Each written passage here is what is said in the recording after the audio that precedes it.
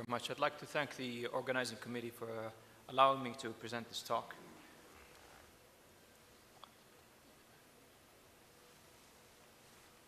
So why the debate? The controversy still exists. It's not settled in our daily practice, nor is it settled in the literature. Most of the existing papers most of the existing literature is mostly case series, and there's really only one RCT that addresses the subject, and another RCT about unilateral facet dislocations. Both approaches have advantages and disadvantages. The approach ultimately has to be customized to the case.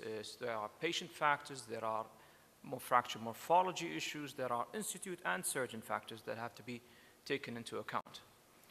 The subject that we're talking about is the distractive flexion stage 4. It's a, It is a SLIC with a score of 6+, and it's an AO classification type C, the latest classification. So where do we start? We have to go back into the historical perspective, and the history in the 20th century was initially with closed reduction and halo vest application, which eventually migrated and evolved into anterior surgery with implants, but this was associated with issues related to implant failure. It finally evolved to what seems to be the ultimate treatment for such pathology, which is posteriorly based direct reduction and really good, strong lateral mass or even pedicle screw fixation. But an issue still remained with this kind of surgery. The problem is these patients will require closed reduction pre-op, and some of them might not fit these criteria and end up requiring a closed reduction intraoperatively, and posteriorly based surgery is associated with incidental, actually just a few papers describing catastrophic tetraplegia related to posteriorly based reductions and fixation. So that was further studied later on, and it was found to be 80+% of cases are associated with a disc herniation in such cases, and theoretically that's a contraindication for posteriorly based surgery.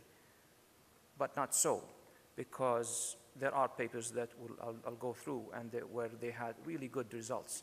So what are the advantages of an anterior approach? We're mostly familiar with it, but there are really good advantages. You can apply direct decompression. You can correct sagittal deformity. The patient's in supine position, which is much easier for the anesthetist and for everybody else.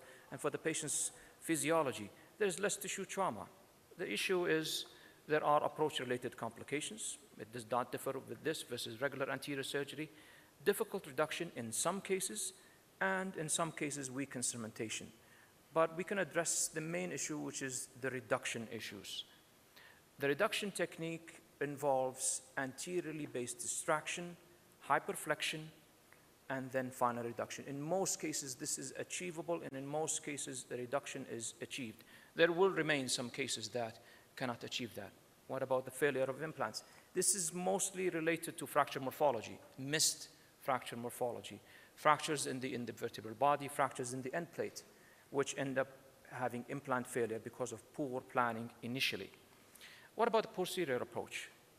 It gives you a direct reduction. You can almost always reduce the fracture, really good fixation. However, you cannot decompress anteriorly. You cannot, in some cases, correct sagittal deformity.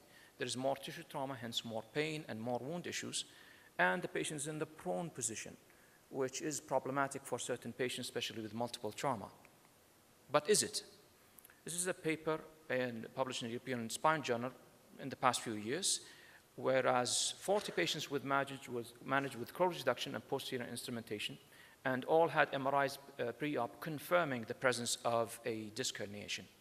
And none of these patients developed any neurologic symptoms with closed reduction, and all had really good outcomes.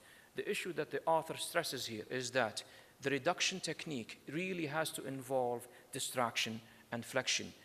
Simple translation does not work. Simple translation will end up with what's described in the literature with catastrophic neurologic deficit secondary to a reduction. So this is the paper that I'll be addressing most and we'll talk most about, which is the comparison of anterior-posterior approaches in cervical cord injuries with bilateral facet fracture dislocations. This is so far the only study that describes it in detail and describes neurological, radiological, and clinical outcomes. It was published in 2003, and still no other paper exists that can match it. The patients who required a specific approach because of specific factors were excluded from the study. So this is the best study we have. 52 patients were enrolled, all had successful close reduction in the emergency room. Let's start one by one. With regards to neurologic outcomes, anterior versus posterior, there was a slight improvement in better improvement with anterior surgery. However, it was not clinically significant. With regards to radiologic outcomes, surprisingly, not significant at all, almost matching both front and back surgery with regards to correction of kyphosis and sagittal alignment.